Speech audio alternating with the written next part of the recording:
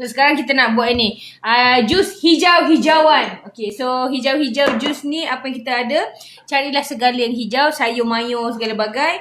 Okay, kita masuk daun, bayam Brazil dan lepas tu timun, apple dan juga banana. Tak susu sekali, air susu Juna. Ini mestilah kalau korang nak buat apa-apa smoothie, yang penting letak susu Juna, awesome teruk dah. Caramel ni, kalau korang tak nak boleh je. Saya suka caramel manis-manis sikit. Kita dah masukkan dalam ni. Kita blend sama dia. 1, 2, and 3.